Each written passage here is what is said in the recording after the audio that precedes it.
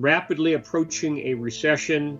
The Federal Reserve has gone into panic mode, watching inflation basically get away from them.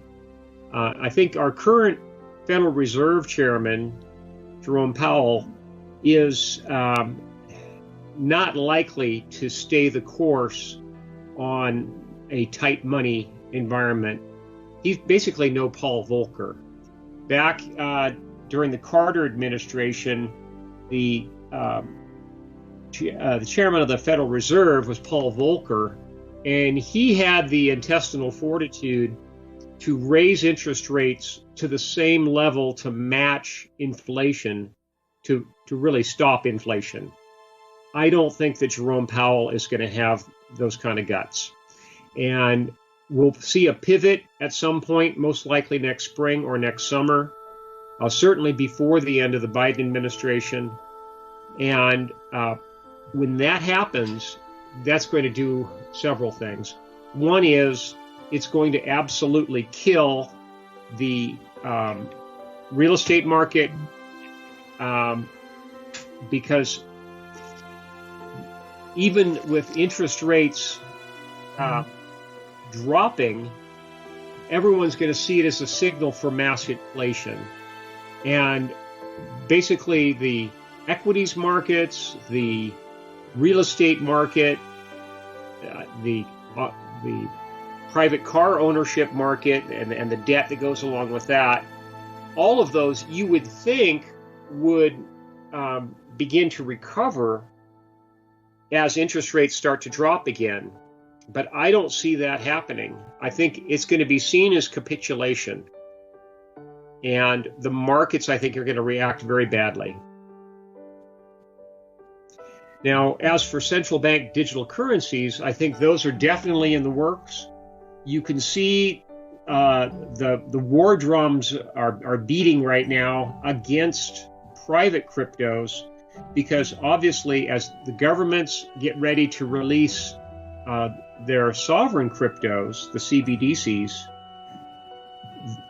they hate competition.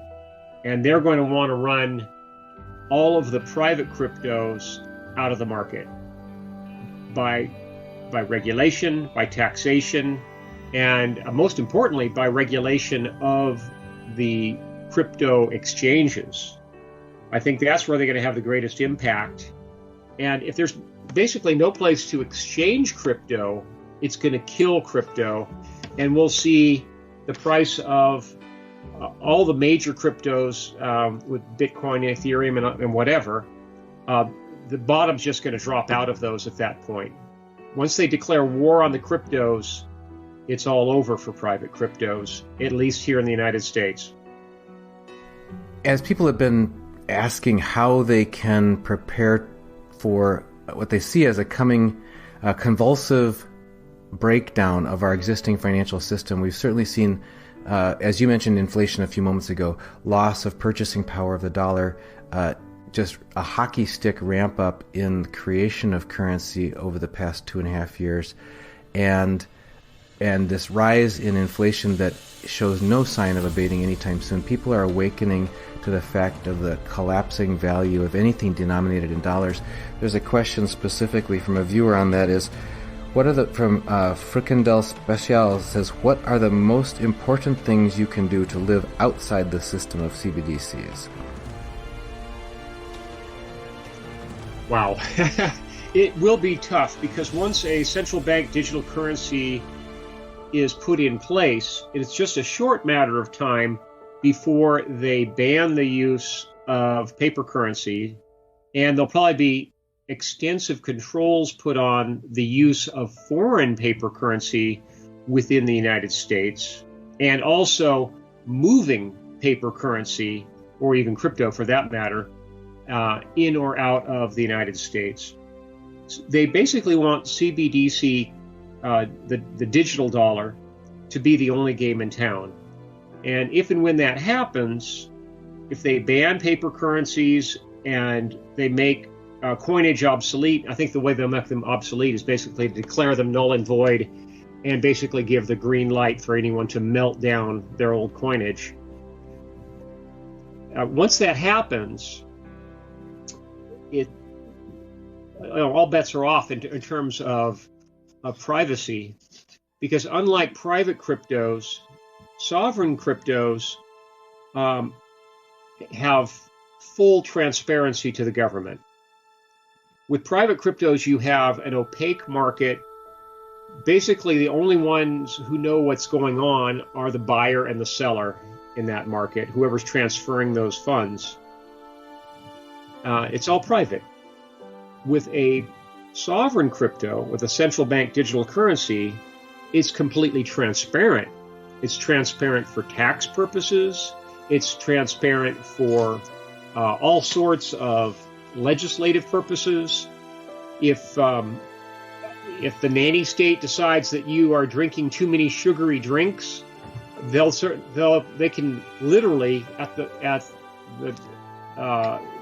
flip of a switch, or with the activation by a AI, artificial intelligence, they can limit your purchases of any number of different goods. If they think you've bought too much food that month, you get cut off. If you think you shouldn't have the right to travel for some reason, you won't be able to buy an airplane ticket or a train ticket or gasoline. They can build all that into the system. Essentially, it's like the Chinese social credit score system run amok.